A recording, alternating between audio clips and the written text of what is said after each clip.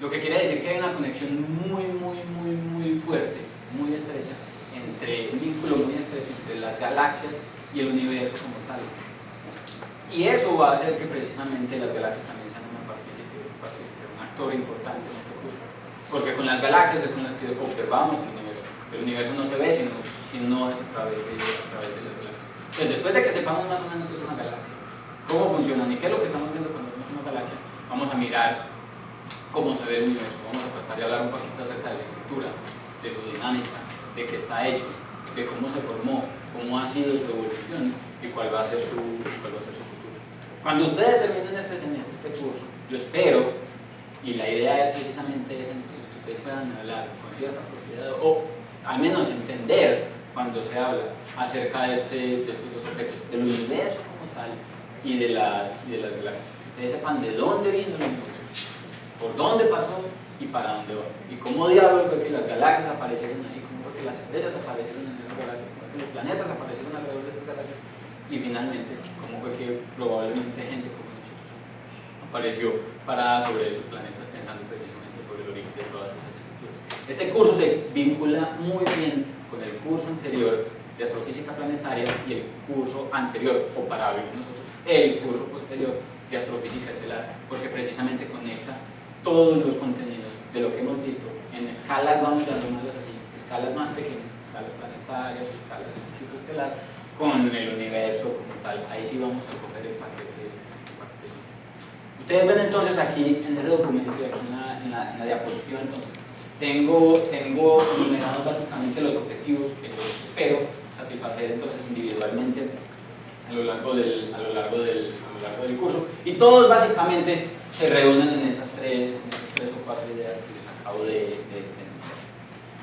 Los objetivos son muy importantes, pero para lograr ese objetivo entonces es claro que es bueno plantear un cronograma para poder lograr ese trabajo.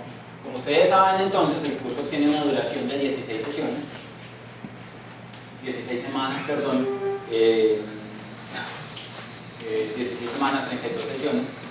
La idea es que cada uno tenemos 2 sesiones en una mañana tempranito, hacemos una forma de idea más o menos a las 10:30, arrancamos a las 11 y terminamos a las 12 para que nos vayamos a almorzar en paz.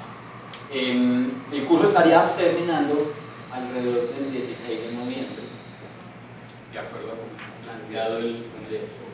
cómo está planteado el calendario, y básicamente entonces los contenidos están divididos en dos bloques. Un primer bloque que corresponde a la primera parte, que corresponde exactamente al estudio de las propiedades de las galaxias. Vamos a estudiar un poquito acerca de las dos sesiones del día de hoy. Vamos a hacer una recapitulación, vamos a tratar de ponernos en contexto, vamos a tratar de ponernos en contexto con las personas nuevas, con las personas que vieron el curso de física estelar hace rato, con las personas que no lo han visto, y vamos a tratar de definir algunas cantidades, de definir algunas técnicas y de entrar en tónica con un poquito de suavidad. Y la próxima semana entramos literalmente hablando en materia, hablando acerca de la Vía Láctea, su estructura, su morfología, sus propiedades observacionales, un poquito de historia y todo esto, tomando en cuenta entonces que con esta parte, de hecho literalmente hablando con la de hoy, es que arrancamos entonces en materia con el estudio de las propiedades de las galaxias. Vamos a mirar entonces un poquito acerca de las galaxias en el universo, cuáles son sus propiedades observacionales, cómo las clasificamos, cuáles son las características más notables que tenemos en ellas, cómo las observamos. Vamos a hablar un poquito acerca de propiedades específicas, las galaxias espirales, de dónde salen esos brazos espirales, qué son esos brazos espirales, de qué están hechos esos brazos espirales. Lo mismo vamos a hacer con las galaxias elípticas y las galaxias irregulares. Vamos a entrar en detalle, vamos a escudriñar con un buen detalle entonces las propiedades de esos objetos para que entendamos con mejor precisión qué es lo que está pasando en esos objetos. Luego vamos a hablar de casos particulares, por ejemplo, vamos a hablar un poquito sobre dinámica de galaxias. Una cosa que es un ladrillo duro, porque es un ladrillo teórico duro, nosotros vamos a hablar de la parte que constituye la sociedad de la dinámica de las galaxias. ¿Cómo se mueven las galaxias? ¿Cómo se mueven las estrellas en las galaxias?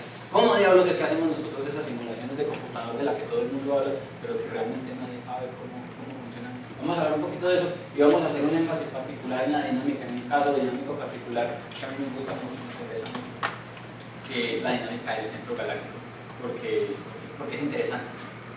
es llamativo, en particular porque ahí hay evidencia fuerte de la existencia de agujeros negros supermasivos, como vamos a ver, que es un espectáculo para los astrofísicos que vale la pena estudiar.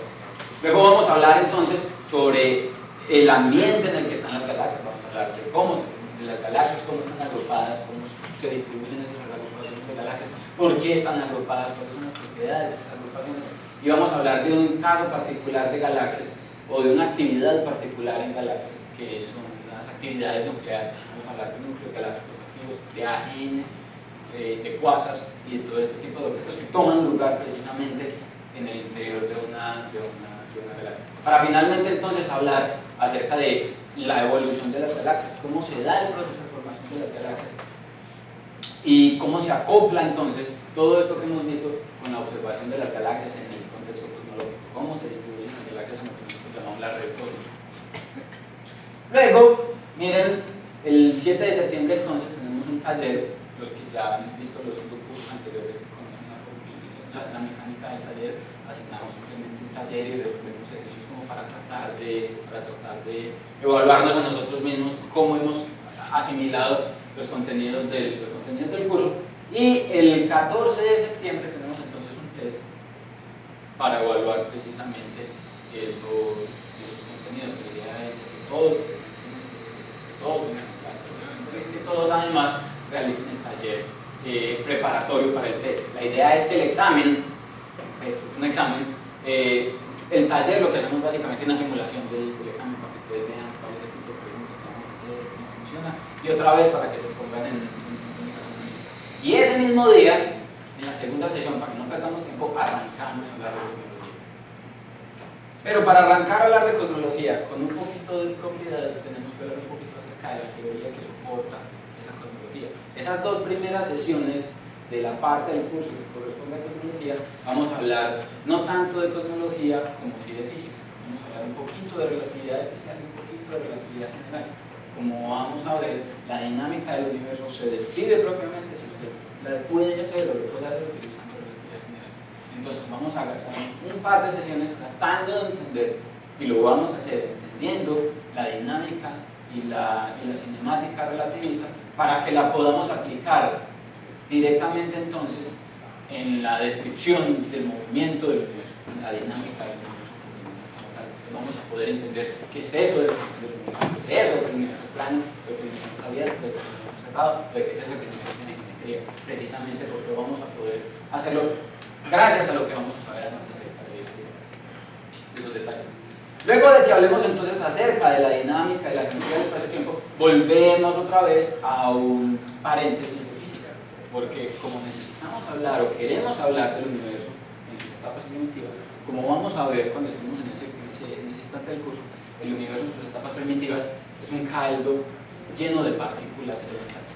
Esas partículas elementales no se rigen por la mecánica de Newton que todos aprendimos en el colegio, en los primeros semestres de la universidad, sino que siguen reglas de la física que son sutilmente diferentes. Vale la pena revisar primero esas reglas de la física para que entendamos bien entonces qué es lo que queremos decir cuando el universo estaba caliente, que por qué un fotón se convierte en dos electrones, por qué dos electrones se convierten en un fotón, etcétera, etcétera.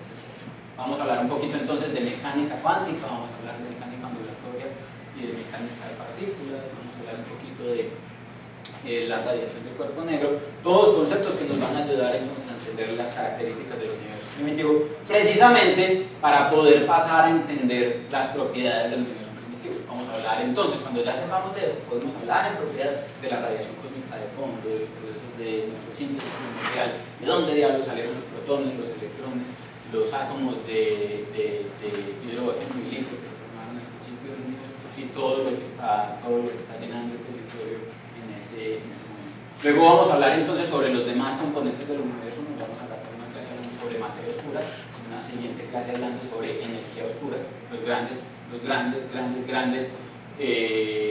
grandes incógnitas de la física moderna. En particular de la energía oscura vamos a hablar de los diferentes infinitas posibilidades de modelos, hablar de energía de vacío, quintesencia y cualquier otra variedad de opciones que tenemos para tratar de entender qué es lo que es energía oscura. Recuerden que no sabemos qué es, entonces nos inventamos cualquier cantidad de teorías para tratar de ver cuál de esas realmente resulta estudiar. Luego nos vamos a dedicar un conjunto de sesiones a estudiar qué es lo que le pasa al universo, cómo evoluciona el universo en el tiempo, cómo se infla, cómo crece rápidamente, cómo evolucionan los horizontes, cómo se va enfriando y se va produciendo material inferior y cómo se da la dinámica en diferentes etapas de tiempo hasta llegar al presente. Cuando lleguemos al presente del universo vamos a volver a conectarnos con lo que habíamos visto al principio del curso, porque exactamente es básicamente un círculo cerrado. Usted no puede hablar del universo sin hablar de las galaxias, no puede hablar de las galaxias sin hablar del universo. Usted necesita conectar las unas con las otras, de tal manera que vamos a volver al principio del curso y vamos a hablar ahora de las galaxias en el contexto cosmológico. Vamos a hablar un poquito de la Vía Láctea en el contexto cosmológico, vamos a hablar sobre el futuro del universo y vamos a volver a lo que habíamos dejado en los últimos minutos de la charla 8-10. Vamos a tratar de ver entonces qué pasa cuando usted tiene más que un universo visible, qué pasa cuando usted tiene vecinos alrededor que tienen un poder, es decir, vamos a hablar de universo. Finalmente entonces hacemos de nuevo un taller, una evaluación y nos comemos una Coca-Cola. Y esperamos que ese día todos estemos muy contentos habiendo un curso satisfactorio. Como ustedes saben, varios de ustedes saben, los que ya vieron el curso anteriormente,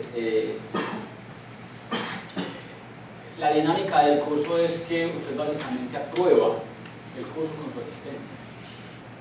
La idea es que de todas formas, si usted quiere realmente sacar el mayor provecho al curso, no solamente venga, sino que desarrolle las actividades que hacemos al interior. Eventualmente voy a poner algunas tareas. Yo desafortunadamente no puedo revisar las tareas, ustedes las van a revisar.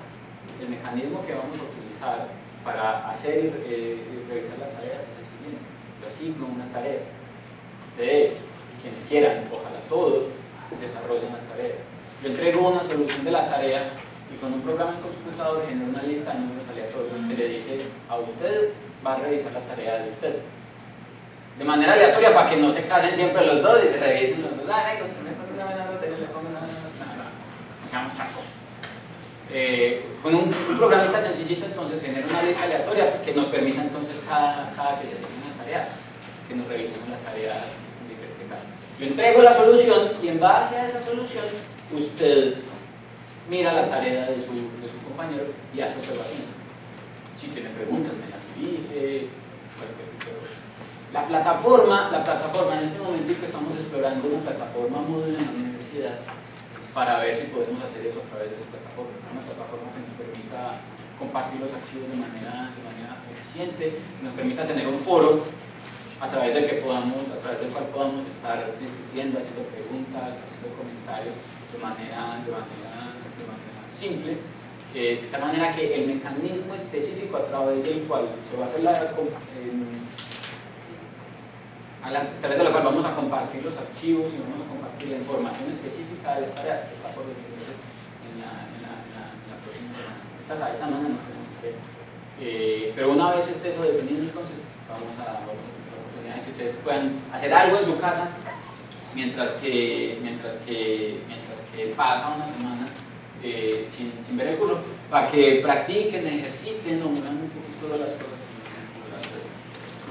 que también la idea es entonces, siempre que venga a clase, para las personas que no lo saben, recuerde, no se vaya sin firmar la hoja de asistencia. Para cada sesión, es decir, ahorita va a circular una hojita, usted firma, pone su asistencia, en la segunda sesión, otra hojita, usted firma y pone su asistencia. Y básicamente la aprobación del curso está garantizada con eso. Apruebe los exámenes, presente los exámenes y participe de la autoevaluación a lo largo de las clases. A lo largo de la clase, yo libero un conjunto de preguntas asociadas con el tema que estamos viendo para permitirle a usted volver al tema, recapitular, pensar un poquito, porque a veces se vuelve muy monótono y uno simplemente cree que sí, cuando el profesor está hablando en el tablero y cuando llegan y le preguntan, no. La idea es entonces que a diferentes intervalos en la clase se formulan un par de preguntas, ustedes tienen un par de minutos para responderlas y evaluamos para nosotros mismos si sí entendimos o no entendimos esa parte del concepto, esa parte del contenido. Al final de la clase respondemos las preguntas para que todos nos vayamos con la idea de si sí entendí, si no entendí, por qué no entendí, qué fue lo que me quedó mal entendido. Por favor, háganlo todos, eso es voluntario. pero les pido que por favor lo hagan para que otra vez no explotemos de la mejor manera entonces el producto y los contenidos del todos ustedes conocen la dinámica, las clases van a estar montadas en la página del curso, las presentaciones, igualmente los videos van a estar disponibles eventualmente en algún momento también para que si alguien no pudo venir o quiere volver a mirar la clase, pues lo pueda hacer. Y todos tienen el correo electrónico, ¿no? De tal manera que ahorita les doy mi correo electrónico entonces para que podamos todos circular información. No, mejor aún, vamos a crear un grupo. Entonces creamos un grupo con los correos de todos y todos nos podemos mandar correos a todos y así nadie se queda sin información. Estén siempre muy pendientes de su correo. Los viernes por la noche revisen siempre por favor el correo. De pronto mando algo, de pronto dejamos algo, pendiente que nunca pasar en la universidad para que estén siempre informados el día antes de venir a la universidad. No sé si hay algún aspecto de la metodología que no esté claro para ustedes. Creo que todos somos más o menos familiares con el método. ¿Todos? Sí. ¿Tenemos referencia bibliográfica? Sí. Hay un libro en particular.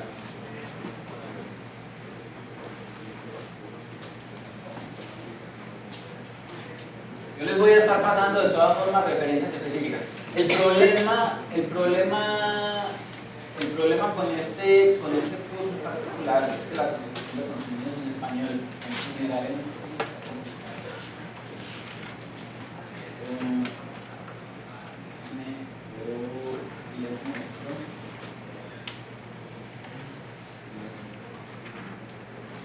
entonces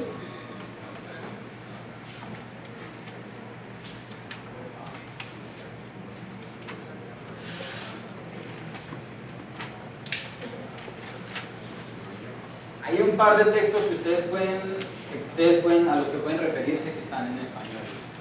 Si tienen alguna inconveniente, les digo en inglés. En inglés, en internet hay cualquier cantidad de textos. El primero de ellos son las notas del curso de Jorge Zulaga. Hay algunas cosas ahí que son de la parte de astrofísica estelar. También hay un texto que es la tesis de pregrado de Jorge, que es una monografía. Uno de sus capítulos de esa monografía es astrofísica galáctica. Está en español y contiene de cierta manera una parte de los contenidos que nosotros vamos a evaluar. Lo encuentran básicamente en esta misma dirección. En esta misma dirección encuentran todo el material personal producido por Jorge. Fíjense en la tesis, en el capítulo 3, que es el de astrofísica galáctica. Esa es una buena fuente de información en español. Otra fuente de información en español interesante es esta, la evolución de nuestro universo. Es un libro relativamente nuevo, muy interesante, muy completo, está en español. De este libro tenemos desafortunadamente solo una copia en la biblioteca de la universidad, pero está disponible en la biblioteca de la universidad. Se consiguen versiones electrónicas en internet, en inglés. No les voy a decir cómo, no les voy a decir dónde, hagan ustedes la tarea porque ellos me están grabando. Pero es un libro que vale bastante la pena si usted lo puede conseguir o puede ir a la biblioteca a mirarlo. Es un texto que vale bastante la pena. Yo estoy trabajando de todas formas. El problema es que desafortunadamente pues, uno quisiera dedicarle todo el tiempo al mundo a este curso, pero no puede. En la universidad nosotros tenemos nuestra propia carga académica, que cursos de pregrado, cursos de posgrado, que la investigación, que los proyectos administrativos, y no se da el tiempo. Yo estoy trabajando de todas formas para tratar de transcribir el contenido de cada clase en texto para que cada cierto tiempo ustedes puedan tener un material de lectura que sea exactamente el mismo que presentamos en clase. Eso dependerá de cómo esté saturado de trabajo.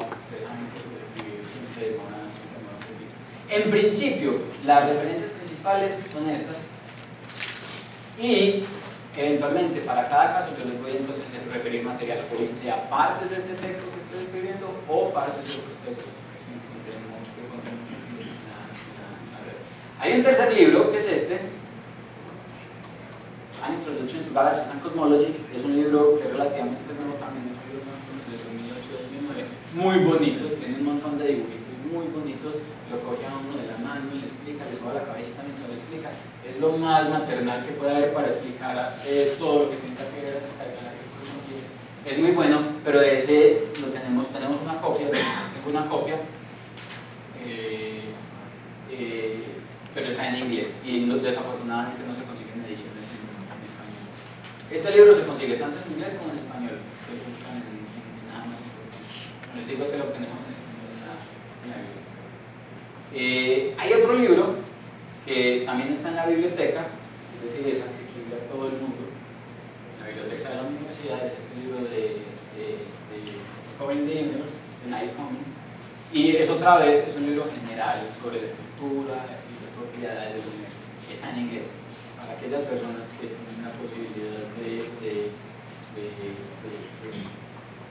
sacarle provecho, está disponible en la biblioteca. Estos dos libros están disponibles entonces en la biblioteca. Y el material online básico para el curso lo encuentran.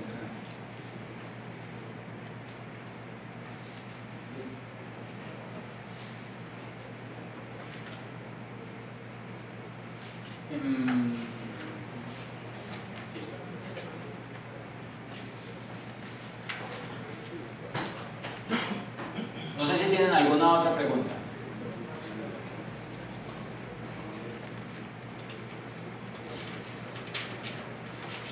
Si no hay más preguntas, entonces lo mejor sería que arranquemos nosotros. Nos va a ir el tiempo volando. Lo que quiero que hagamos hoy entonces es que nos pongamos en contexto. La idea hoy es entonces que las personas que ya han visto el curso de astrofísica estelar, ya han visto algún curso de astrofísica estelar, el curso de astrofísica planetaria, me tengan un poquito de paciencia y traten de considerar esta clase de hoy como un repaso general de todos los conceptos. A lo largo del curso yo voy a hablar de las galaxias, pero las galaxias per se no emiten luz. Una galaxia no emite luz. Las que emiten luz son las estrellas. Nosotros vemos las galaxias porque están hechas de estrellas, de tal manera que la luz que vemos es la luz de las estrellas que están en las galaxias, de tal manera que cada que hablemos sobre las propiedades de las galaxias, de alguna forma estamos en el fondo hablando de las propiedades de las estrellas en esas galaxias.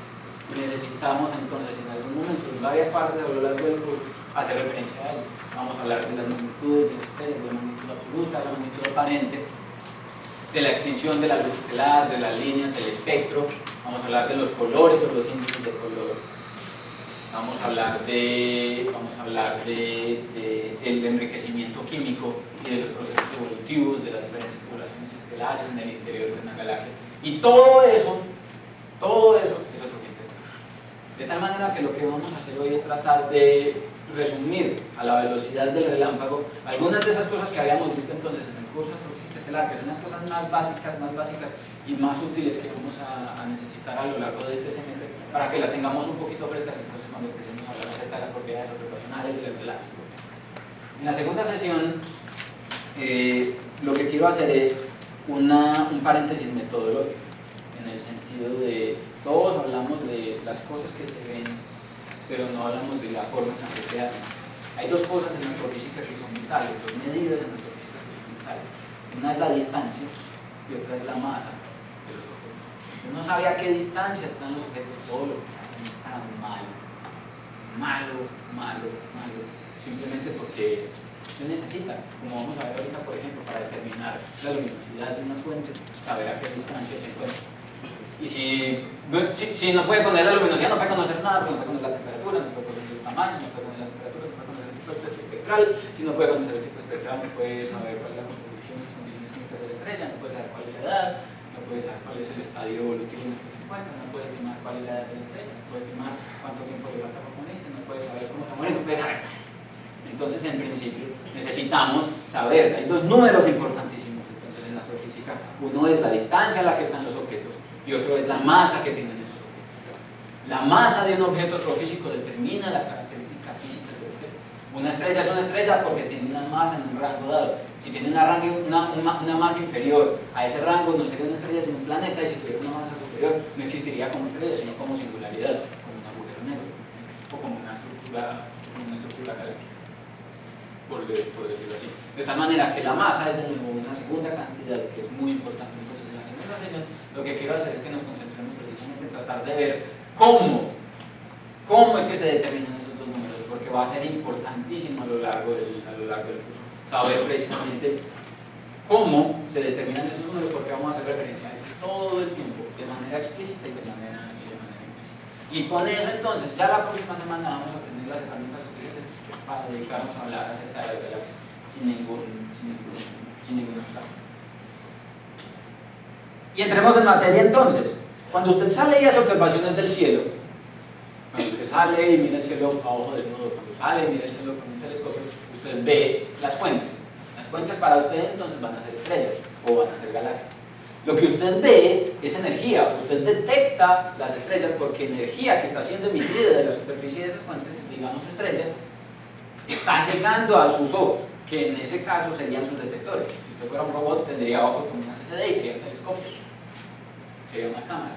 En cualquiera de esos casos, entonces, lo que nosotros detectamos de las fuentes astrofísicas es brillo. El brillo es definido de manera específica como la cantidad de energía que usted detecta de la fuente, la forma como usted percibe el objeto que está emitiendo. Específicamente, es la cantidad de energía que está siendo recibida por unidad de área por unidad de tiempo. Es decir, en un centímetro cuadrado o en un metro cuadrado, una cantidad de energía determinada. Miren que el brillo hace alusión a la cantidad de energía que está siendo recibida. Como es una cantidad asociada a lo que usted recibe, no importa dónde está la fuente. Miren que en ningún lugar o en ningún momento estamos hablando acerca de alguna característica intrínseca de la fuente. El brillo de una estrella dependerá de a qué distancia se encuentra con relación a usted. Lo mismo que pasa con los carros, por ejemplo, cuando usted ve un carro en una autopista. Estos dos carros son iguales. Si ellos dos prenden las luces, ¿de cuál de los dos vería usted más brillante las lámparas? Del que está más adelante. De hecho, si el carro fuera el mismo, usted ve la lámpara, mientras que el carro está más lejos, ve la lámpara más pequeñita, y cuando está más cerca, la lámpara se es la misma fuente. Y el brillo ha cambiado. El brillo cambió porque la posición relativa entre usted y la fuente cambió. El brillo no es una propiedad intrínseca. El brillo es una propiedad que depende de cómo está configurado el sistema, es decir, de cómo está configurado usted con relación a la fuente, de a qué distancia específicamente. Si usted modifica la distancia entre las fuentes, modifica el brillo. Eso es lo que pasa, por ejemplo, con los planetas. Los planetas no presentan el mismo brillo siempre, porque los planetas no se encuentran siempre a la misma distancia. El brillo no es entonces una cantidad intrínseca, sin embargo, es lo que nosotros observamos.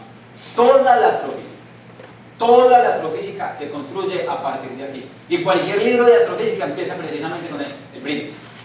Porque cuando usted sale y mira, lo que usted hace es contar cuántos fotones están llegando en una superficie de un metro cuadrado por cada unidad de tiempo. Ese brillo se mide en términos de energía por unidad de tiempo por unidad de área. La energía por unidad de tiempo en física tiene un nombre, son los vatios. Y como es energía por unidad de tiempo por unidad de área, entonces las unidades con las que medimos el brillo son vatios por metro cuadrado.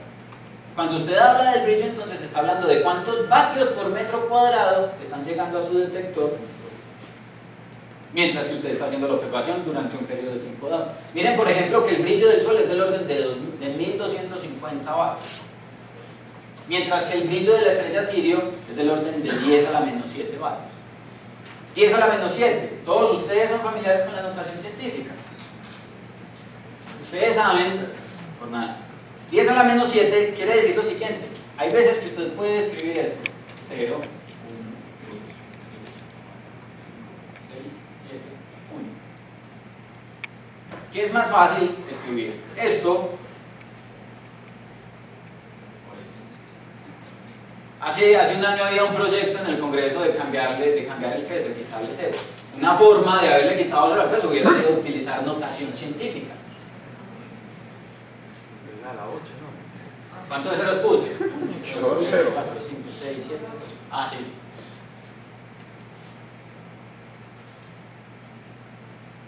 ¿Cierto?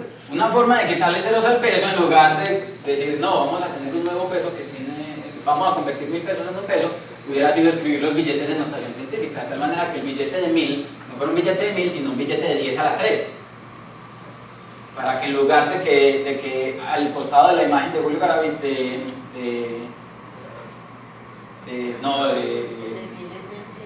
de Mil es el del 8 de abril, el de Gaitán, al lado de la imagen de Gaitán, en lugar de aparecer un 1000, apareciera 10 a la 3 pesos.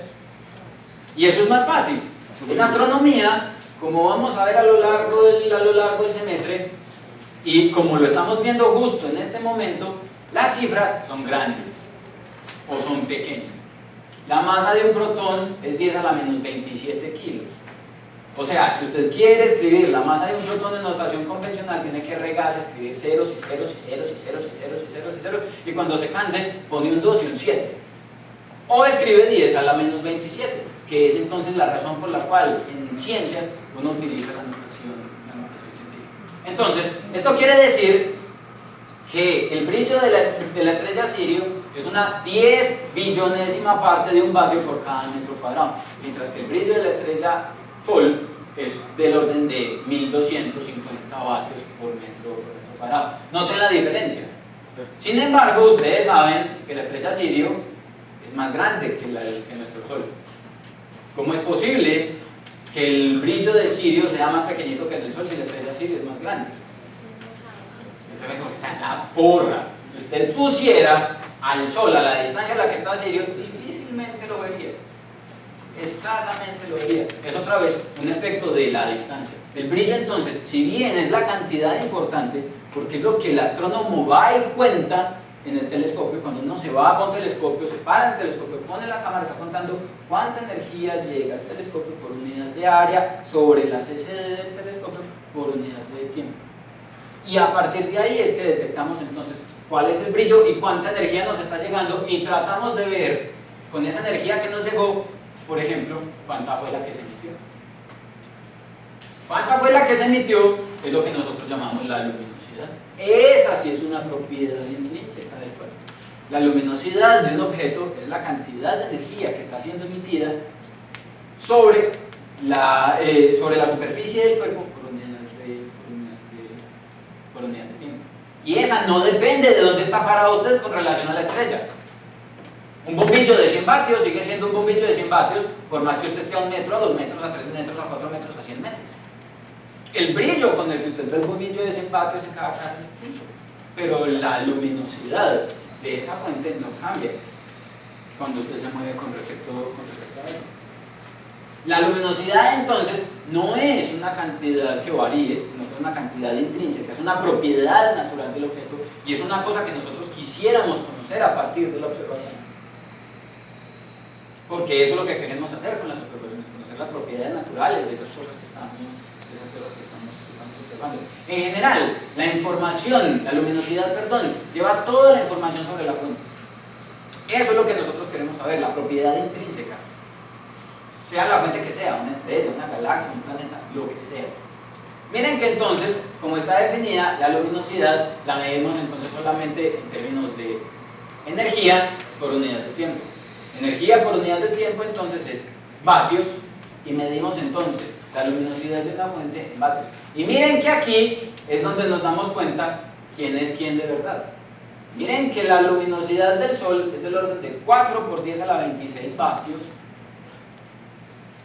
Yo no sé eso cómo se dice. 10 a la 12 son 1 millón de millones, un billón. Son 1 millón de millones, un billón. Yo no sé 10 a la 26, pongámosle un nombre, un número muy grande. Eso es un número gigantesco. Sin embargo, la estrella Sirio tiene una luminosidad que es del orden de 10 a la 28. 26, 28. La diferencia son 2. Son miles, es decir, son 2 ceros. millones. Es decir, la estrella Sirio es 100 veces más luminosa, no más brillante, 100 veces más luminosa que el Sol.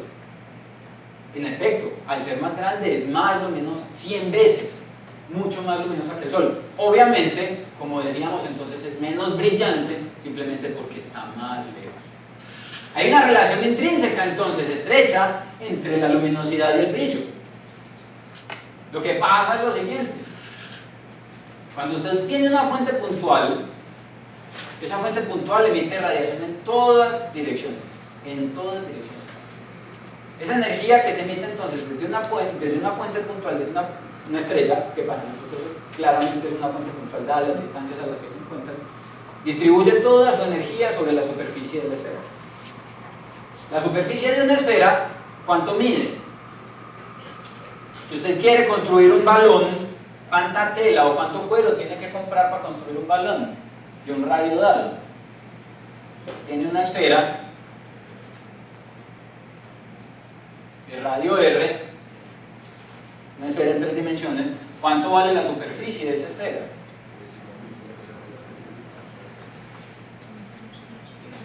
Por pi, por el radio de la esferita al cuadrado. No, la superficie. Miren entonces que si la fuente emite una cantidad de energía dada aquí, esa energía se tiene que distribuir en esta superficie a una distancia 1, se tiene que distribuir en esta superficie a una distancia 2, o se tiene que distribuir en esta superficie a una distancia 3. En términos generales, entonces, esa energía se tiene que distribuir. Esa energía que está siendo emitida, la energía que está siendo emitida, ¿cuál es? La luminosidad. Se tiene que distribuir sobre una superficie de este tamaño. Y esto le dice a ustedes que por unidad de área, a una distancia dada de la fuente, usted detecta una cierta cantidad de energía que se emitió en un intervalo de tiempo dado. ¿Eso qué le da? Energía, área y tiempo. El brillo. Porque el brillo es la energía que se detectó por unidad de tiempo por unidad de área. ¿Sí o no? Entonces, el brillo de una fuente es directamente proporcional a su luminosidad, pero es inversamente proporcional a la distancia a la que se encuentra. Entre más luminoso sea un objeto, más brillante va a ser, pero entre más lejos lo pongas, más diminuto lo vas a ver, es decir, la luminosidad va a crecer. Entonces, el brillo crece con la luminosidad, pero decrece con la distancia, y decrece con la distancia cuadrada, y es exactamente lo que estamos pintando aquí. Entonces, la energía emitida por la fuente se distribuye homogéneamente en el frente del ente esférico y nos permite establecer esta relación. De tal manera entonces que si usted es un astrónomo, usted quiere medir el brillo, porque a través del brillo usted puede conocer la luminosidad, si conoce la distancia a la que está la estrella. Por eso el problema de las distancias es tan importante, porque con solo la primera estrella positiva ya necesitamos la distancia. Porque eso es lo que usted mide brillos. Y para poder entender la naturaleza intrínseca del objeto, es decir, conocer las luminosidades, necesita determinar la distancia a la que se encuentra. Vamos a dejar ese problema de la distancia abierto en este momentico y vamos a volver a él entonces en la segunda sesión. De todas formas, entonces, tengamos claro y recordemos que la luminosidad y el brillo están relacionados. No son lo mismo. Brillo y luminosidad no es lo mismo, de tal manera que pilas cuando estén hablando de ese tipo de cosas. De todas formas, en astronomía, a uno le gusta hacer las cosas diferentes. No es que le guste hacer las cosas diferentes, por razones históricas hay cosas que se desarrollaron antes de que este tipo de formalismos existiera. Y la idea es que por argumentos de naturaleza conservadora, de naturaleza histórica y la estructura mental conservadora de la humanidad, pues la notación que se usaba hace 2500 años, particularmente, todavía se usa parcialmente en la actualidad. En astronomía, ustedes saben que el brillo de una fuente no se dice brillo, sino que se dice magnitud. En astronomía, las cantidades asociadas al brillo de las estrellas, el brillo de las galaxias en general, el brillo de cualquier fuente, se determina como la magnitud de esa fuente. Es un concepto que data a más de 2000 años atrás, una cosa a la que le debemos a Hiparco de Nicea, quien para clasificar las estrellas de acuerdo a su brillo se inventó un sistema como este. Tenía una regla metálica con un conjunto de huequitos de diferente tamaño. Prendía una vela e iluminaba el huequito con la vela y comparaba el brillo de una estrella con el brillo de ese huequito iluminado con la vela, de tal manera que a cada estrella le asignaba la magnitud o el número, el rango de brillo que tenía cada uno de los huequitos. Y a esos rangos se les llamó magnitud. Y Parco en particular numeró los huequitos de mayor a menor, 1, 2, 3, 4, 5, de tal manera que las estrellas más luminosas terminaban siendo las que parecían al huequito más grande, y las estrellas más brillantes, perdón, terminaban siendo las que parecían más al huequito grande, y las estrellas menos brillantes terminaban siendo las que tenían el huequito más pequeño, con el número más grande. Gracias a eso, entonces, en astronomía, los brillos los medimos en magnitudes, donde las magnitudes son una escala inversa. Un número pequeño está asociado con un brillo más grande, un número grande está asociado con un brillo más pequeño. La magnitud aparente del Sol, ¿cuál es? Menos 27. Después del Sol, ¿cuál es la cosa más brillante? Que no sea la Luna, porque la Luna fluctúa bastante. Venus, que tiene una magnitud del orden entre menos 5, casi, en algunos casos. Venus, que es una lámpara por allá. El límite de lo que usted puede ver a ojo desnudo está en el orden de 5 o 6, depende de qué tan ciego esté. 5 o 6. El límite de lo que podemos ver con los telescopios está en el orden de 23. Miren, lo que podemos ver con el telescopio, 23, las galaxias más lejanas. Entre más grande sea el número, con signo incluido, entonces menos brillante será la fuente. Entre más pequeño sea el número, con signo incluido, miren que menos 20 es más pequeño que menos 10, y menos 10 es más pequeño que 0. Entonces, entre más pequeño sea un número, recuerden siempre este dibujito cuando tengan que hablar sobre magnitudes, más grande será el brillo de esa fuente. Esto es muy bacano, cuando uno hace astronomía observacional, yo hace mucho rato no salgo a hacer observaciones así de hippie, pero uno en algún momento alcanza a calibrar el ojo, de tal manera que usted con esta dice, esta es magnitud 1, esta es magnitud menos 1, hay unas chicaneras, esta es magnitud 1.3. A veces inclusive alcanza a llegar a tal grado de precisión. Hay una relación en particular muy útil, que es esta que aparece aquí, que muchos de ustedes la conocen, que se conoce como la relación de Popson. Y el asunto es que, de todas formas, los brillos de las estrellas son un asunto comparativo, y uno puede comparar entonces el brillo entre dos fuentes. La relación que me permite comparar el brillo entre dos fuentes es esta que aparece aquí, que me permite numéricamente relacionar el brillo de dos fuentes con sus magnitudes. La pongo aquí porque más adelante va a ser importante en una o dos diapositivas cuando hablemos de la magnitud absoluta, una segunda magnitud que tiene más significado físico que la magnitud aparente. La magnitud aparente es muy bonita para describir el cielo como lo vemos, pero no es útil para describir la naturaleza física del objeto que estamos viendo. Otra vez porque está en función del brillo, que no nos da información intrínseca sobre las características del objeto. Miren entonces lo que usted puede ver a lo sumo si se monta en el telescopio espacial. No puede ver una cosa de magnitud superior a menos 28, menos 27. Esto ya es optimismo. Yo no le creo a la gente que ve cosas por aquí, para ser sincero. Hay cosas, se pueden observar galaxias en el universo temprano, pero las 2 o 3 primeras galaxias se observan, como vamos a ver, eso también en términos de redshift, que están a redshift 7 u 8. Y esas observaciones son muy difíciles de creer. Son observaciones reales y las detecciones son realmente positivas. Pero tratar de ver algo a esta distancia es muy complicado. Mientras que, por ejemplo, por aquí tenemos al Sol con una magnitud de menos 27, la Luna que tiene una magnitud más o menos menos 12 cuando está llena, y le sigue entonces Venus con una magnitud más o menos menos 5. Y por aquí usted no puede ver, como les decía, más o menos 5 o 6, otra vez dependiendo de qué tan mal esté de sus ojitos. Una magnitud asociada, que sí es físicamente importante, que va a ser muy importante para nosotros, es la magnitud absoluta. Miren, la magnitud aparente es entonces un numerito que le dice qué tan brillante se ve la estrella en el cielo. Es decir, es un número que está relacionado con el brillo de la estrella. De hecho, está relacionado matemáticamente a través de una fórmula como esta. La magnitud absoluta es una magnitud definida de manera apropiada para que nos permita conseguir información acerca de la naturaleza intrínseca de la fuente. La magnitud absoluta de una fuente se define como la magnitud aparente que tendría esa fuente si usted la corriera de la distancia a la que se encuentra y la pusiera a 10 parsecs de distancia. Es decir, usted coge todas las estrellas y las pone todas a la misma distancia.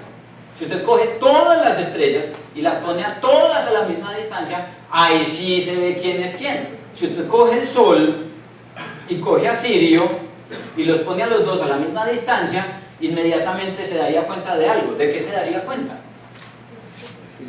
De que Sirio es mucho más luminoso que el Sol, porque estando los dos a la misma distancia, Sol se vería menos brillante que lo que se vería Sirio.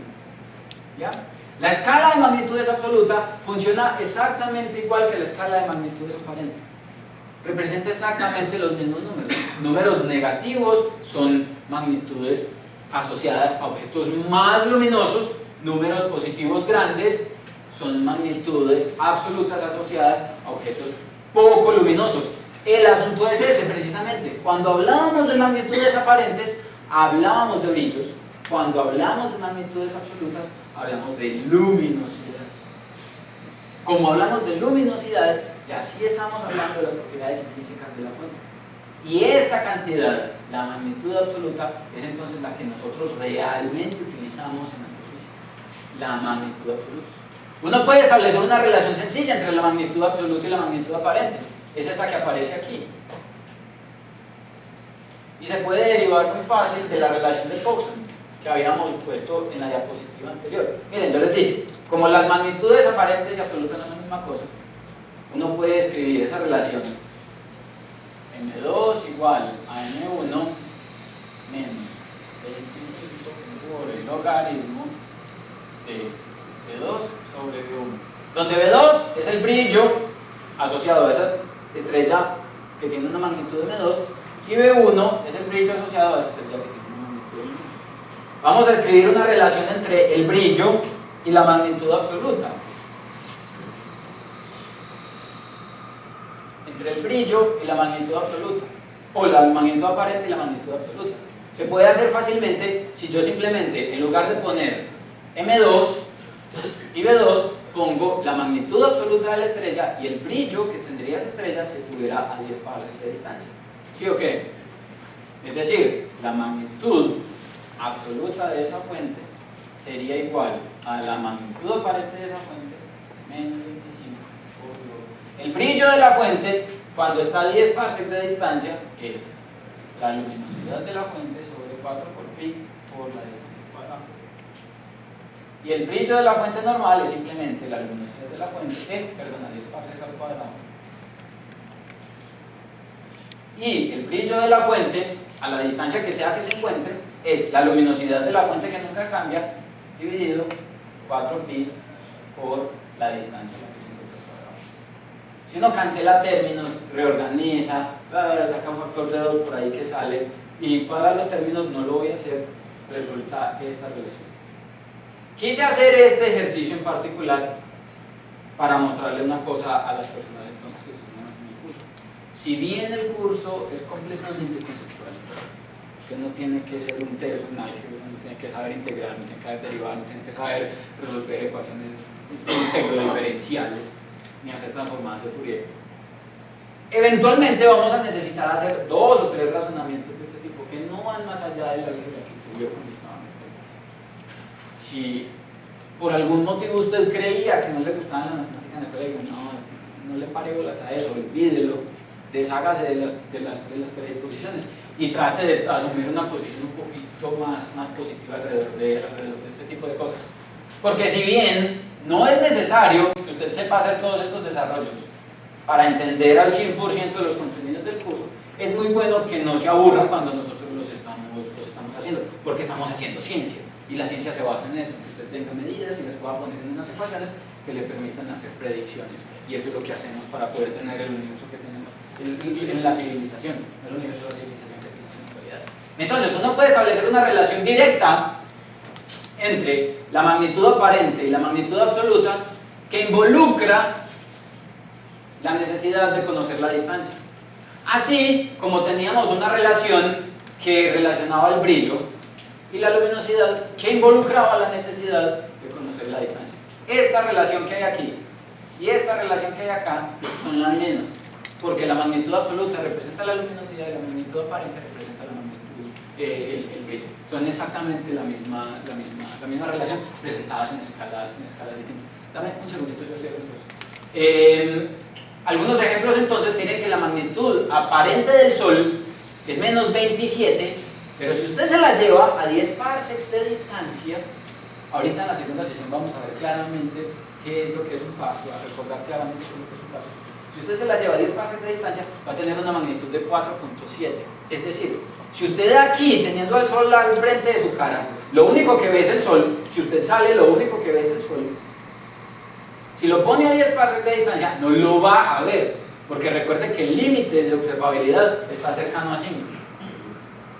Es decir, el Sol es una pecueca, el Sol no brilla. Realmente, el brillo del Sol es realmente pequeño comparado con otras estrellas que realmente brillan en el universo. Betelgeuse, por ejemplo, que es una estrella en la constelación de Orión, tiene una magnitud aparente de casi 0.45. Es decir, se puede ver, en efecto, todos, yo creo que muchos de nosotros hemos visto a Betelgeuse en el cielo, pero no es tan brillante como el Sol. El cielo no se pone azul, no se pone brillante simplemente porque el Sol está ahí. El azul del cielo es por dispersión de radiación que proviene del Sol. De tal manera que el cielo no se va a poner azul porque Betelgeuse está ahí. Sin embargo, si usted pone a Betelgeuse a una distancia igual a 10 parsecs, va a tener una magnitud absoluta de menos 5. De menos 5, perdón. Es decir, se va a poner tan brillante, casi tan brillante como Venus, cuando está en su punto de máximo brillo en el cenit. De hecho, Venus se está viendo por estos días en la tarde, allá en el, sí, allá, en el horizonte oriental. La segunda cosa más brillante que vean en el cielo, después del Sol, es Venus. Y así de brillante se vería esa estrella Betelgeuse que en la constelación del Orión se ve como una cosita ahí rojita, se ve así de grande en el cielo cuando se la pone a 10 parsecs de distancia. Entonces, tengan en mente, magnitud aparente, brillo, magnitud absoluta, luminosidad, magnitud aparente, dato aparente, magnitud absoluta, dato intrínseco. Si usted quiere hablar sobre cómo lucen las cosas, hable de magnitudes aparentes. Si usted quiere hablar de las propiedades intrínsecas de esa cosa, hable de la magnitud absoluta. Y nosotros, como queremos hablar de las propiedades intrínsecas de la galaxia, o de las estrellas, vamos a hablar con bastante frecuencia acerca de esa magnitud absoluta, y por eso quería hacer entonces colación acerca de ese caso. Te quería preguntarte cómo afectan estas cifras los objetos que, estando entre la fuente que emite y nosotros que recibimos, lo que disipa esa energía, nubes de polvo y gas. Lo vamos a ver la próxima semana.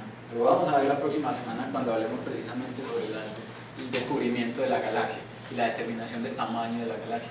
Y es que, contrario a todo lo que nos enseñaron en la escuela, todavía me acuerdo que a mí en la escuela, en segundo de primaria, la profesora me decía que el espacio estaba vacío. Y yo todos nos acordamos de la caricatura que sale el muñequito al espacio, se quita el casco, le infla la cabeza y se explota que porque está vacío. Entonces no hay más mentira más grande que esa. El espacio exterior, el espacio de las estrellas está lleno de gas y de polvo. La semana pasada hicimos los cálculos y recordemos que teníamos 3 partículas de 4 átomos de hidrógeno en una caja de ese tamaño. Esas 3 o 4 partículas de polvo en efecto absorben radiación y en efecto hacen que este cálculo que estamos considerando aquí en la situación ideal tenga que ser modificado y afecta, por ejemplo, cuando uno hace la determinación de distancias en la galaxia, tiene que tener en cuenta que hay gas y polvo. Y hay cosas que literalmente hablando no se pueden hacer. Hay cosas en la galaxia, hay mapas, mediciones en la galaxia que simplemente no podemos hacer porque el gas y el polvo que están ahí no nos dejan. Es como si a usted en su casa le dijeran, qué sé yo, trapee, y usted dice, no, el polvo no me deja. Cosas que hay que hacer en astrofísica no se pueden hacer porque el gas y el polvo no nos permiten hacer. Así literalmente hablando. Y eso lo vamos a ver explícitamente la próxima semana, porque el gas y el polvo de la galaxia son un obstáculo gigantesco para precisamente explorar la relación entre el brillo y la luminosidad de una fuente y medir la distancia en la que se encuentra. Porque en efecto, si hay gas y polvo alrededor de las fuentes, la luminosidad que nosotros creemos que percibimos no es la que realmente, y eso nos conduce a estimaciones erróneas de la distancia. Eso lo vamos a ver en detalle específico la próxima semana. Una pregunta entonces, Saquen la baja del quiz. ¿Cuál es la propiedad intrínseca y cuál es la propiedad que no lo es? ¿Y por qué?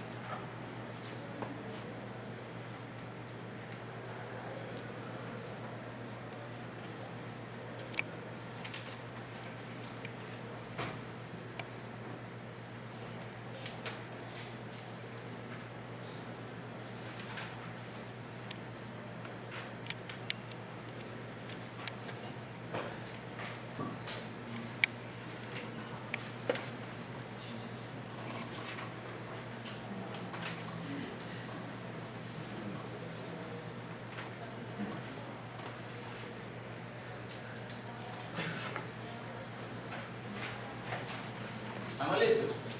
Eso. Ahorita entonces al final veamos entonces qué es lo que significa y por qué. Hay otra característica importante de las estrellas, muy importante que es eso es realmente, hay dos cosas que diferencian a las estrellas en el cielo. El brillo, que tan grande se ve una estrella en comparación a la otra, ya sabemos qué es. Pero la otra es el color. No es lo mismo mirar a Rigel que mirar a Betelgeuse en Orión. Por ejemplo, Betelgeuse es roja, y Rigel es azul. La pregunta es, ¿cuál es el origen para las diferencias de estos colores? Resulta, como vamos a ver en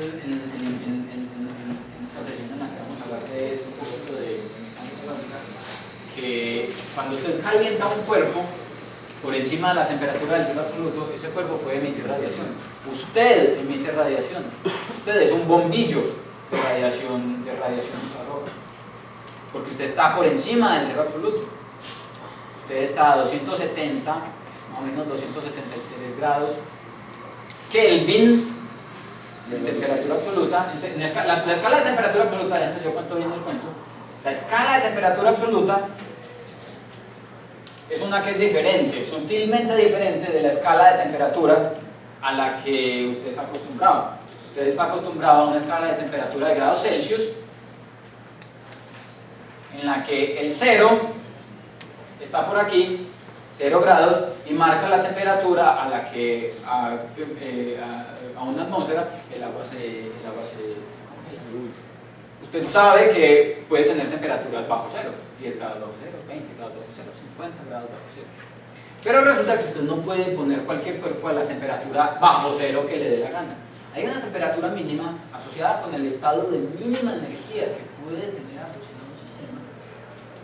Y esa condición impone entonces una mínima temperatura, que está aquí, menos 273 grados, menos 273.7 grados Kelvin.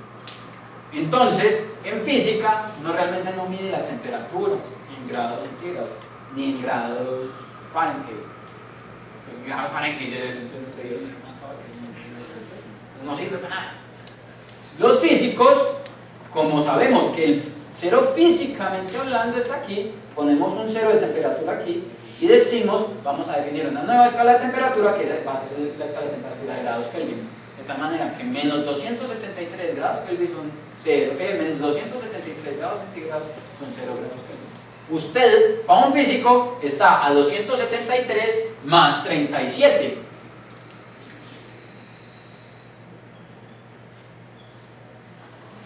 Es decir, 273 más 37 da 210, 410, 310 grados. ¿Ya? Por estar a esa temperatura, por encima del cero absoluto, la mecánica cuántica dice, usted está emitiendo radiación. Y está emitiendo una radiación que está en la longitud de onda del infrarrojo. Si usted apaga las luces y se pone unos visores infrarrojos, o si se va a explorar ahorita después del almuerzo, y se va para la experiencia donde está precisamente la idea de la radiación infrarroja emitida por el cuerpo, va a ver que en efecto usted brilla, quiere decir, emite radiación asociado precisamente a este efecto. Resulta que la longitud de onda, es decir, el color de la radiación que usted emite, depende de la temperatura a la que está el cuerpo. Hagan este ejercicio. Yo me acuerdo que hace muchos años, en la casa de mi mamá, había el fogón era eléctrico. Y uno ponía el fogón en bajo y la parrilla de asbesto era negra. Uno ponía el fogón en medio y la parrilla de asbesto se ponía ahí como rojo anaranjado. Y usted lo ponía en alto y la parrilla de asbesto ya no le ponía rojo anaranjado, usted le ponía amarillo incandescente brillante.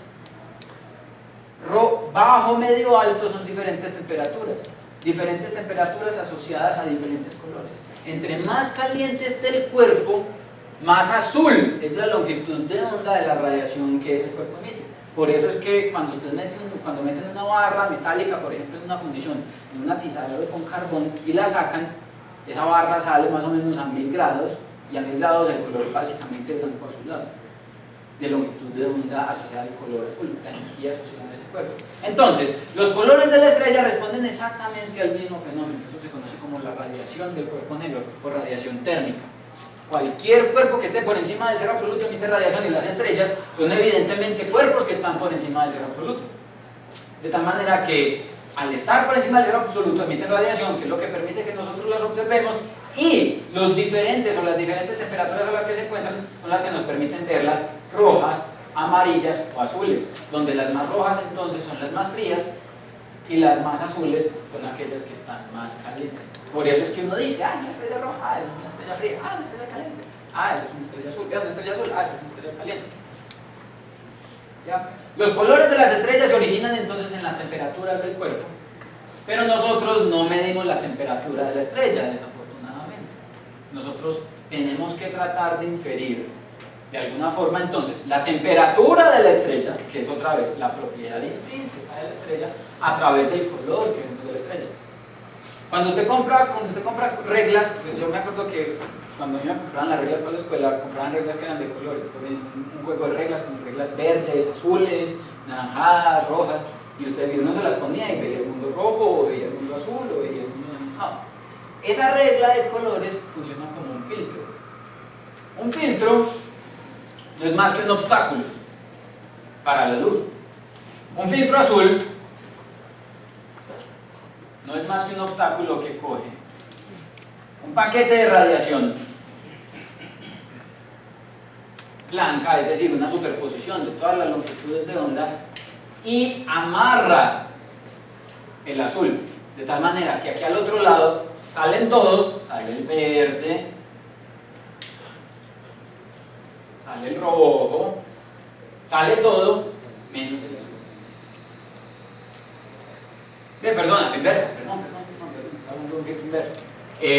Es un filtro, que captura toda la radiación, estaba pensando en un filtro inverso, que captura, toda la radiación, absorbe toda la radiación en todos los otros colores, absorbe la radiación roja, absorbe la radiación verde, pero solamente deja pasar la radiación asociada con el filtro, la radiación azul.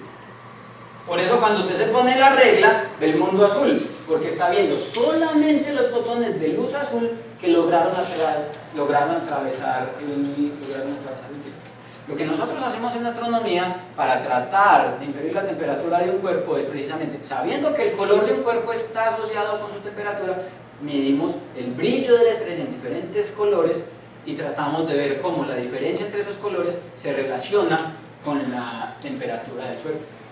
Hay un número entonces que se conoce como el índice de color. El índice de color no es más que mirar la magnitud, es decir, mirar el brillo de una estrella en diferentes bandas, con diferentes filtros, con un filtro, por decir, azul, un filtro B y un filtro verdoso, un filtro V, que son filtros fotométricos normales en astronomía. Se construyen sistemas de filtros fotométricos estándar que todos los observatorios tienen exactamente filtros de la misma característica, copiados exactamente igual, de tal manera que dejan pasar exactamente los mismos fotones. nosotros medimos entonces el brillo de la estrella poniéndole un filtro amarillo o un filtro azul al telescopio y calculamos este numerito, esta distancia, que ustedes ya conocerían, que ya habían visto en el curso de astrofísica estelar, que se conoce como el índice de color.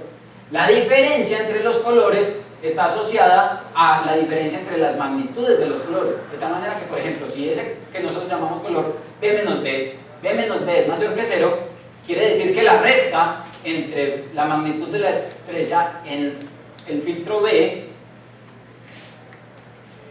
MB menos MB es menor que 0, ¿cierto?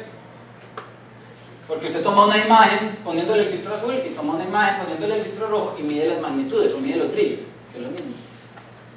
Si esa resta le da 0, quiere decir entonces que la magnitud en el azul es menor que la magnitud en el verdoso. ¿Qué quiere decir para una estrella que la magnitud en el azul sea menor que la magnitud en el verdoso? Recordemos la escala de magnitudes. Si este número es más pequeñito que este, quiere decir que es más brillante en este color de lo que es en este. Lo que quiere decir que la estrella es más azul. ¿Cómo? Es al revés. No, está bien. Magnitud inversa, escala inversa, son magnitudes. Entre más pequeñito el número, superior es el brillo. ¿Ya? Recuerden, las magnitudes son una escala inversa. Entre más pequeñito es el número, superior es el brillo. Entonces, si usted compara dos magnitudes, la más pequeñita está asociada con un brillo más grande. ¿Ya? Entonces, si usted tiene una estrella que tiene un índice de color negativo, si usted hace la observación y la resta de las magnitudes en los dos filtros le da negativo, quiere decir entonces que la estrella es azul. Una galaxia que tiene muchas estrellas azules se va a ver azul. Entonces, si usted mide el índice de color de la galaxia, mide precisamente esta propiedad en esas estrellas, de la información sobre las propiedades de las estrellas. Profe, Sí. estrella más brillante en UV que en UV. Ah, esto es un error. Aquí es de burro. Esto es un typo de por estar tocando clases a las 4 de la mañana. Los efectos de la falta de sueño.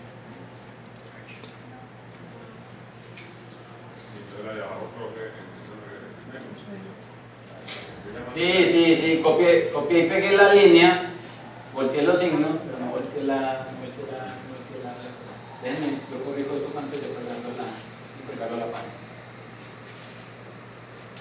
Ahora, créanme, la astrofísica no existiría si no se pudiera tomar un espectro.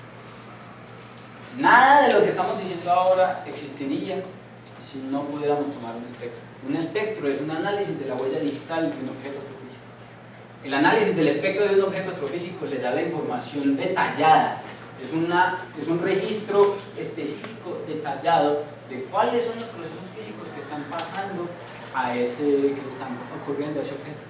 Un espectro no es más que tomarle una foto al arco iris que produce la descomposición de la luz de la fuente estelar, de la fuente que usted está observando. Usted coge la fuente, descompone esa luz blanca en colores, en diferentes longitudes de onda, y le toma una foto. Esa descomposición es un arco iris. Toma una foto del arco iris y usted simplemente cheque. La próxima vez que vean un arco iris, saque el celular y tome una foto. Y vaya chicanera, tome un espectro del sol.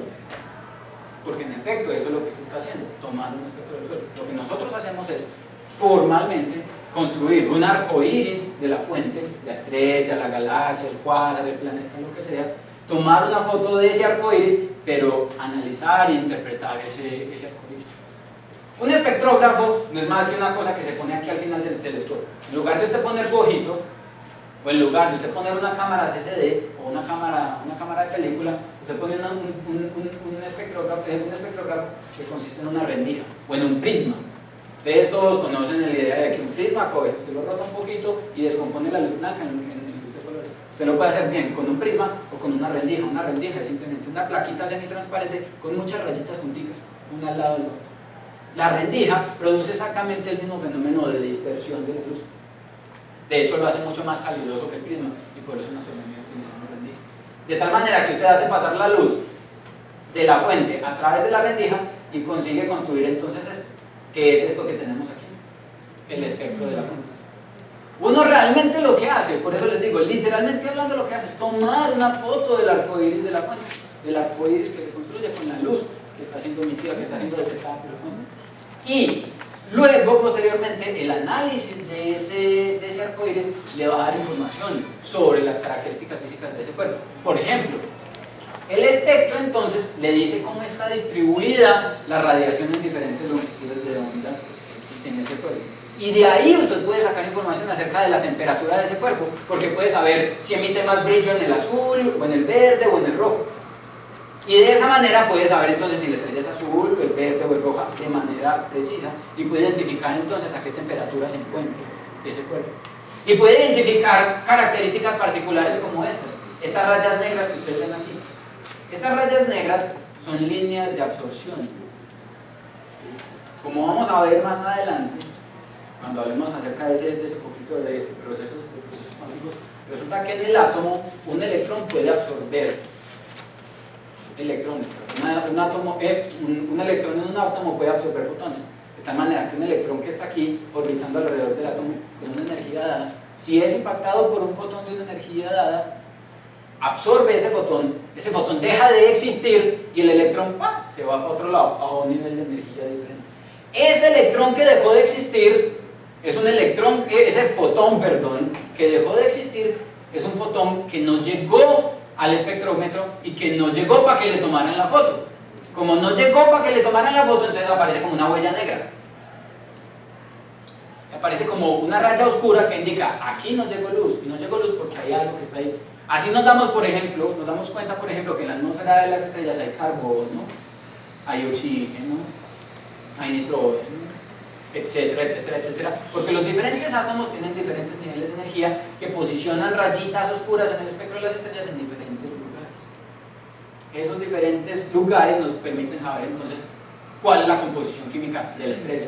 Como podemos saber también además cuál es la temperatura, podemos saber por ejemplo cuál es el tipo espectral de la estrella, si es una estrella de tipo O, de tipo B, de tipo A, de tipo M, donde la clasificación espectral de la estrella está dada en términos de su temperatura, que es una cosa que ustedes también hablan entonces. Cuando uno analiza un espectro, entonces, claramente tiene que darse en la cabeza contra el escritorio, porque ahí es donde tiene que hacer la ciencia. Nosotros realmente esto se ve muy bonito, pero eso no es lo que uno analiza. Lo que uno analiza es uno coge esta foto del arco iris, la convierte en una gráfica, y en esa gráfica identifica la intensidad de flujo que se está emitiendo en una longitud de onda dada, identifica la posición de las líneas, la profundidad de las líneas, el ancho de las líneas, y cada una de esas propiedades le da información acerca de cuál es la abundancia del elemento químico que está produciendo la línea, cuántos kilos de ese material hay. Le da información acerca de cuál es la presión a la que está sometido ese material, le da información acerca de la densidad la densidad de concentración en la que se encuentra. Miren que cada objeto astrofísico tiene un espectro distinto. Esta raya verde guayabo que ustedes ven aquí es de una estrella. Y esta roja que ustedes ven aquí es de un cuásar. El espectro de una galaxia o el espectro de un cuásar difiere del de una estrella.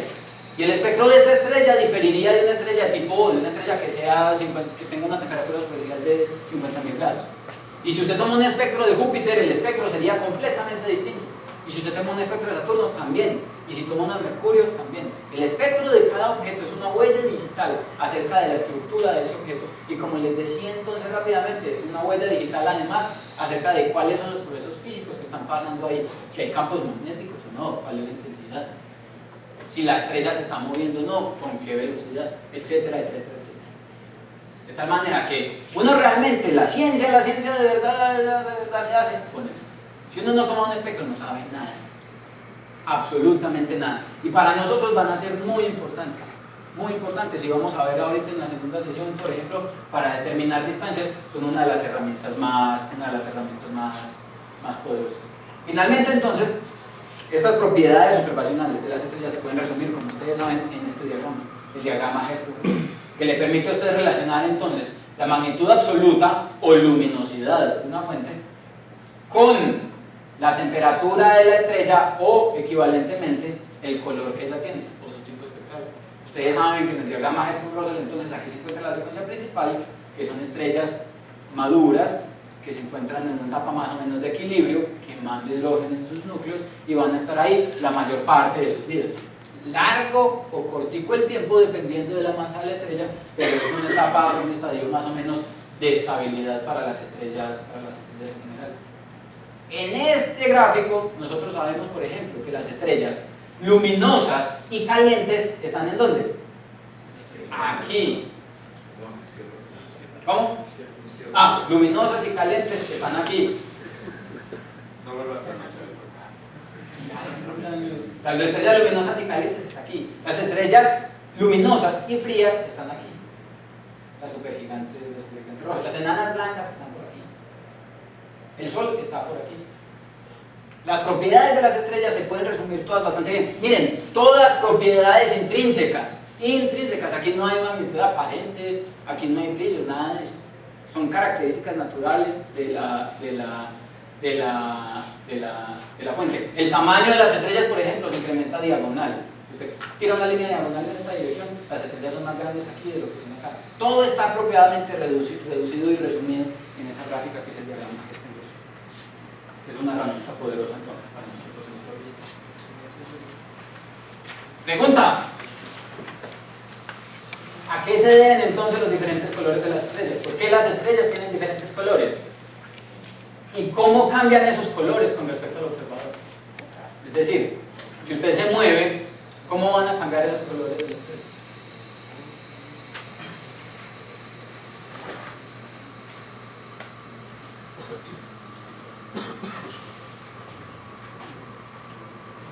Trasnochado. No, estamos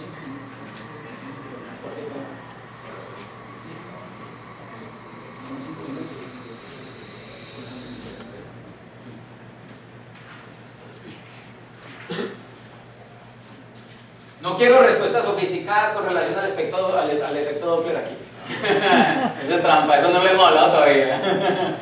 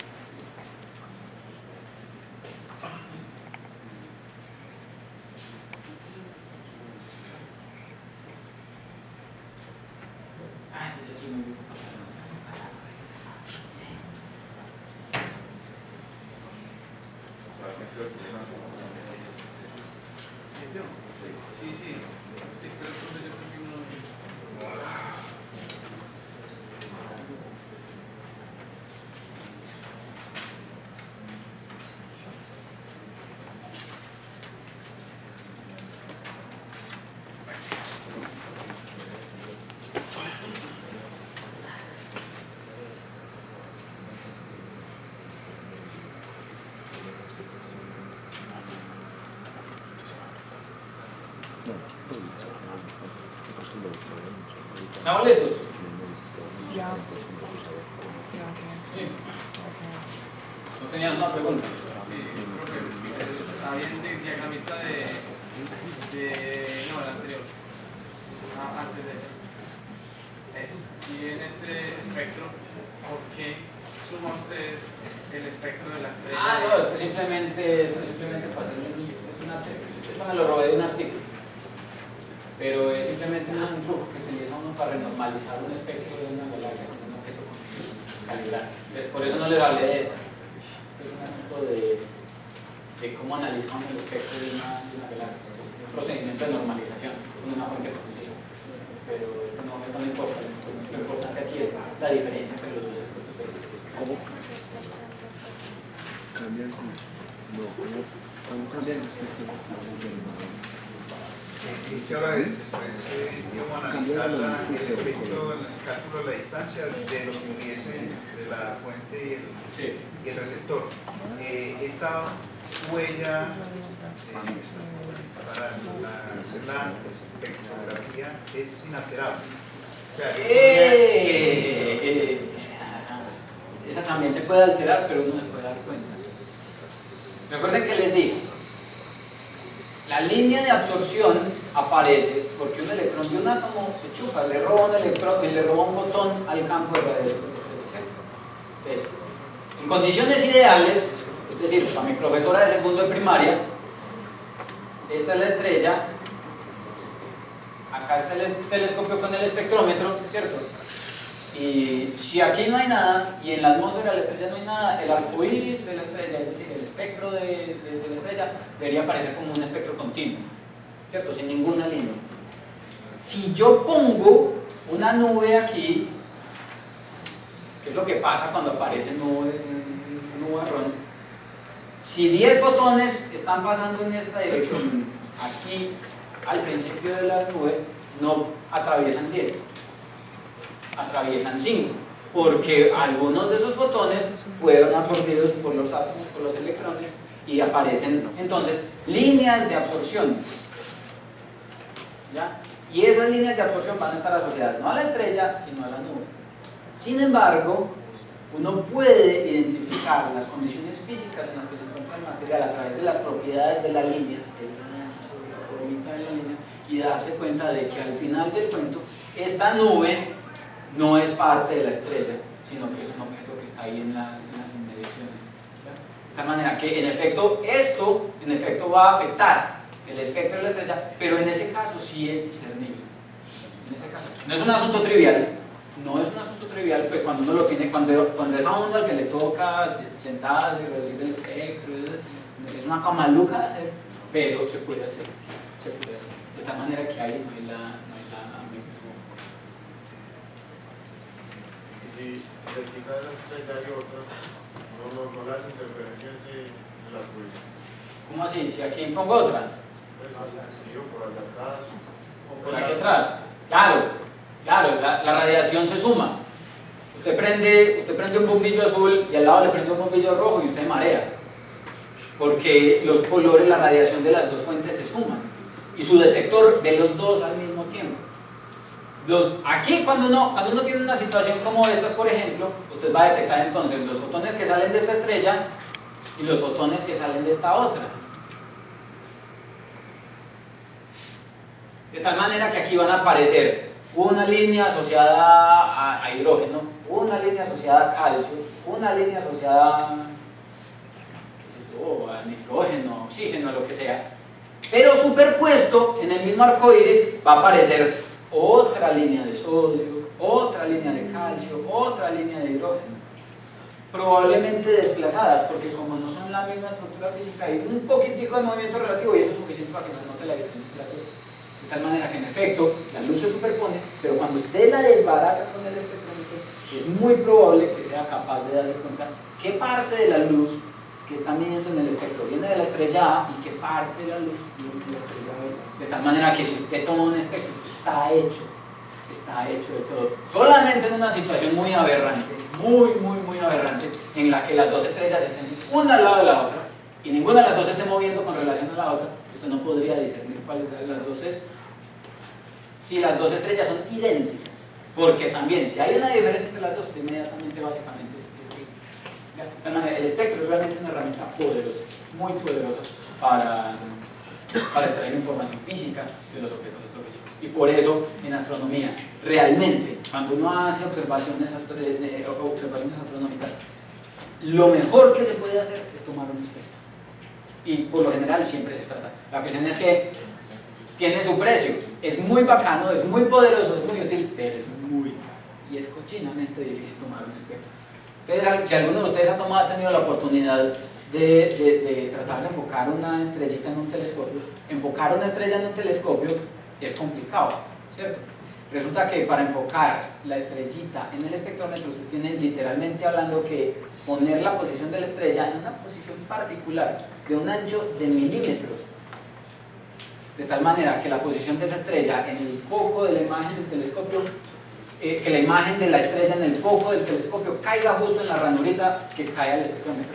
Hacer eso es una maroma, eso es una técnica de alta precisión. Tomar espectro es técnicamente muy complicado y en términos de tiempo de exposición es muy costoso. Usted puede tomar una foto con una exposición de 10 segundos para un objeto, pero para ese mismo objeto el espectro le puede costar tranquilamente 2 minutos o más.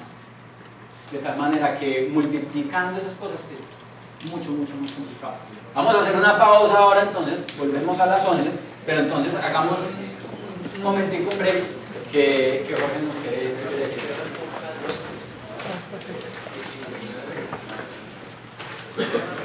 Bueno, buenos días. Buenos días. Regalarme el micrófono, hace más como 100 meses. Sobre todo para que quede también en el... Muchas gracias. Bueno, buenos días a todos y aprovecho para darle la bienvenida. Ya pues Juan Carlos antes lo había hecho, ya habíamos hablado en la conferencia de 8 días. Y quería aprovechar también este momento para darles otras informaciones, pues digamos, relacionadas con el curso y con el diploma.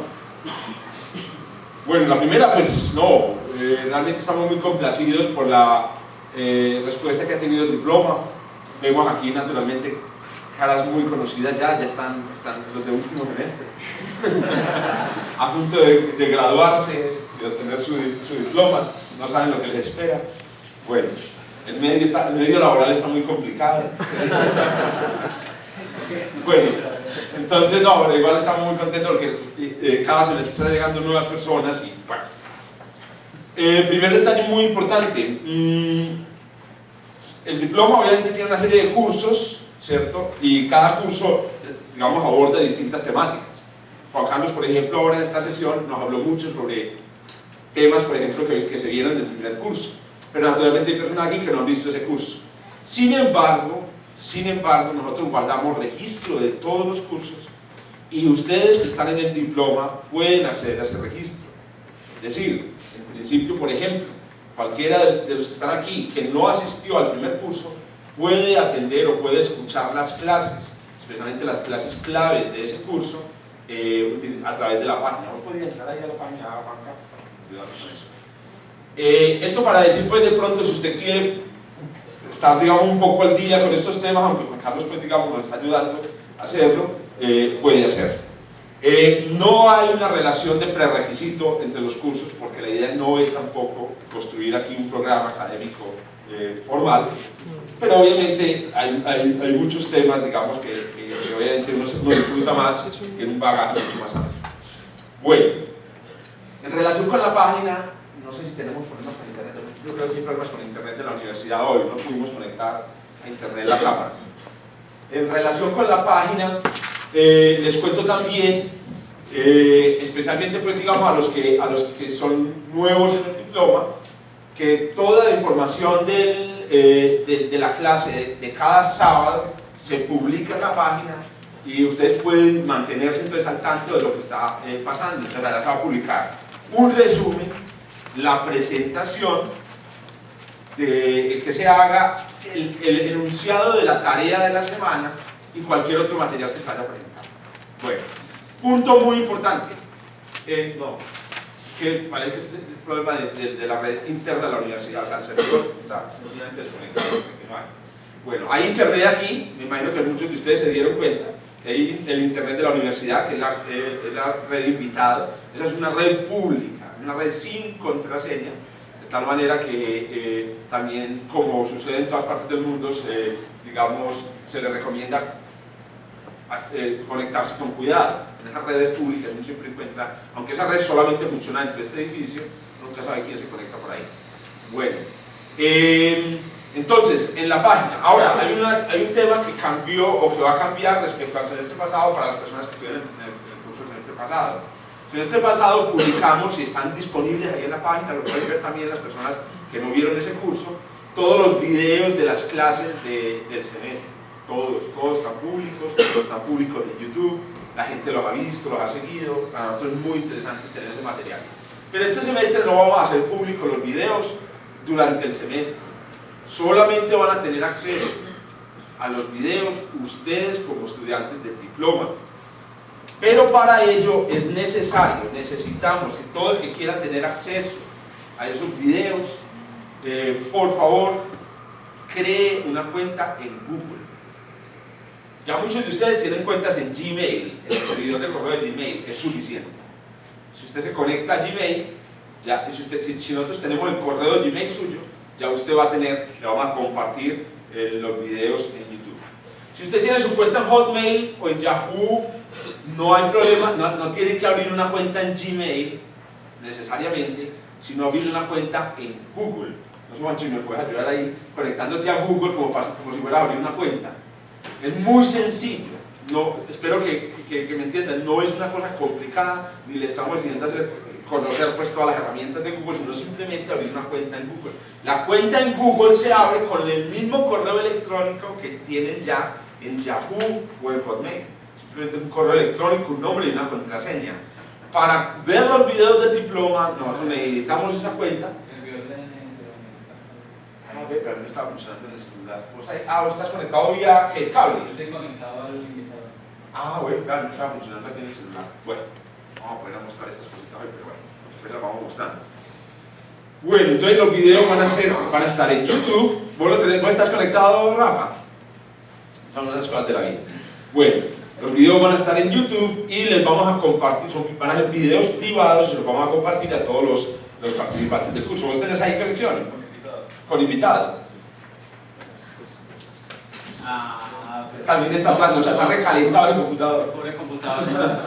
Esa máquina nunca apaga, pues. Bueno, esa máquina se nunca apaga. Muy bien, entonces, perfecto, ya tenemos entonces los videos.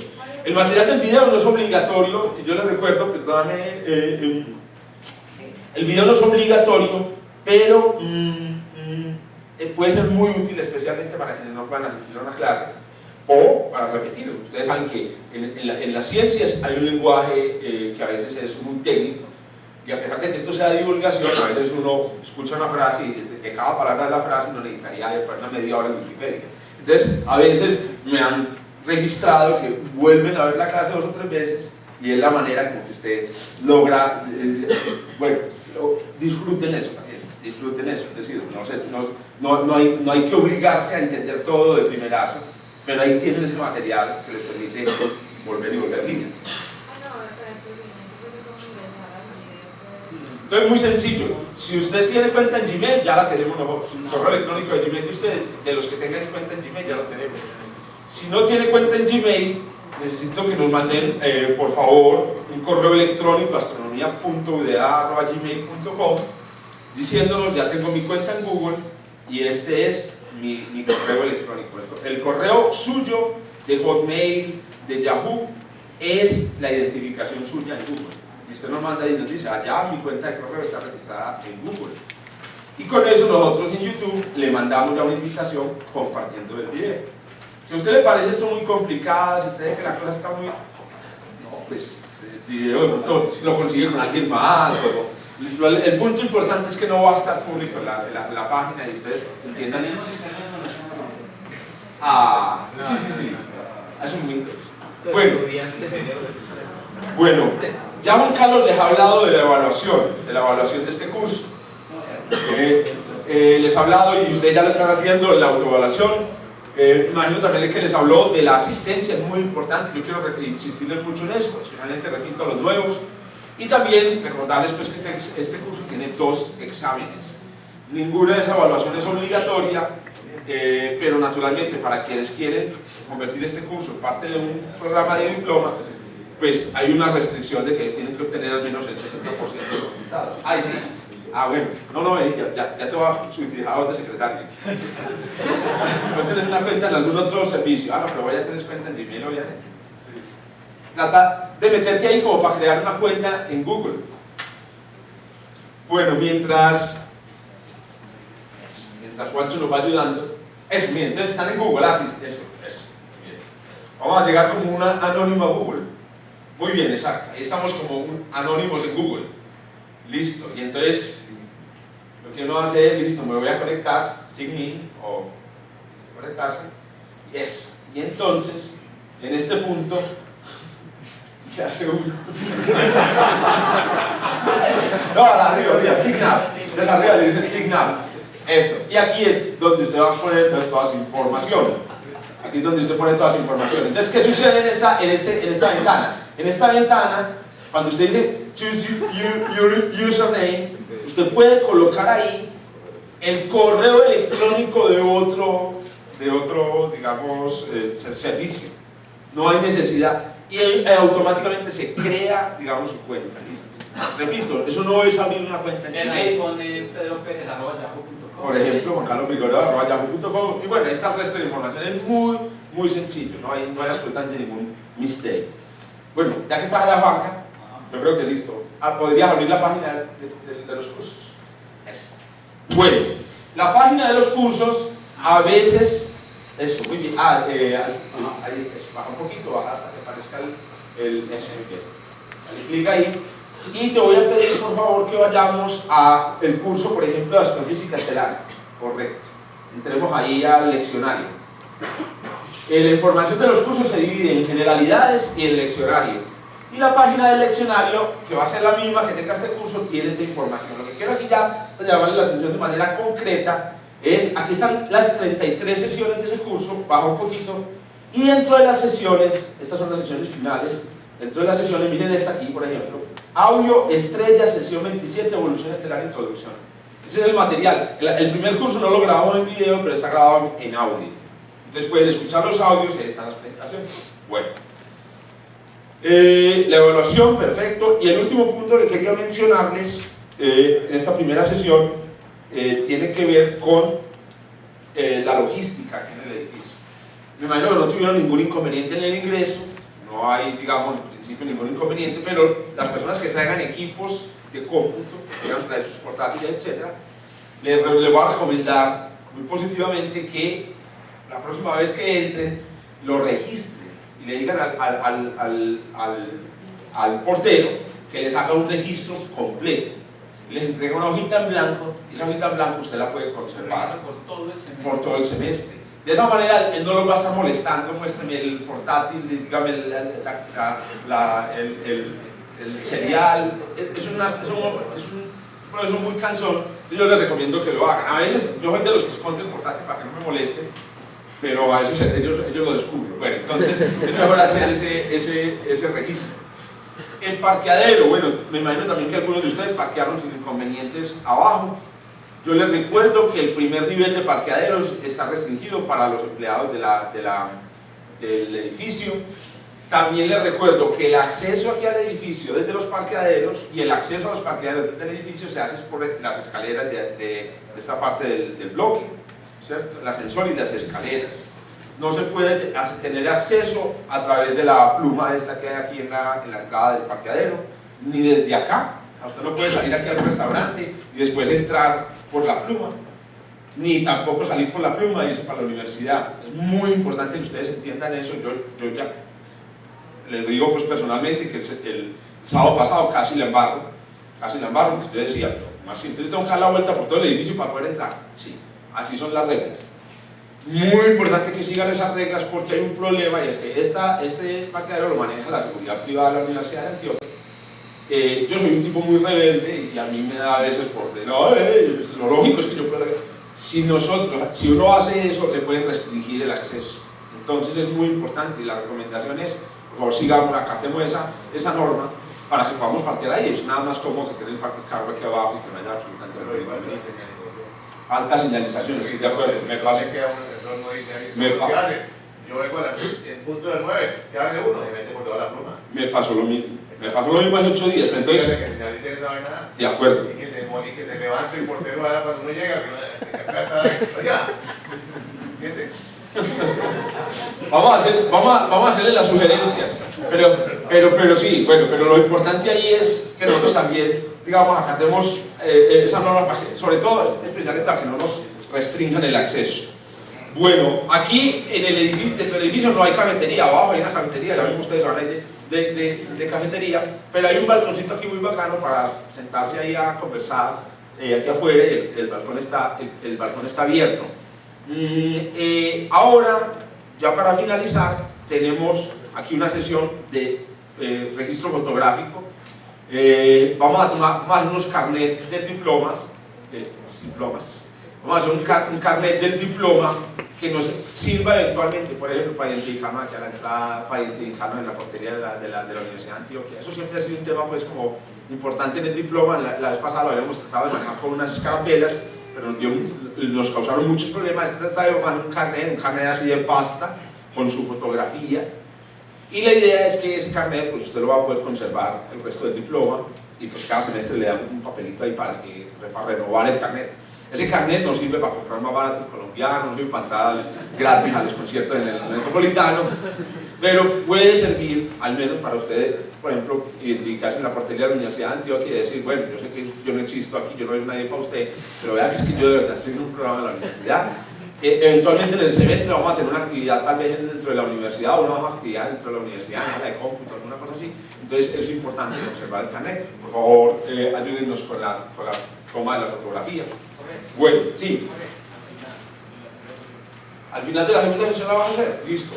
La cámara la tiene Juan, es muy importante pues que la hagamos. Es decir, no podemos hacer 3 semanas de sesiones fotográficas. Bueno, con la pinta que se vinieron que una van a quedar. Bueno, yo sé que le estoy robando entonces también me lo robo. Si no es más conveniente que ahora en este intermedio tomen esa fotografía. Sí.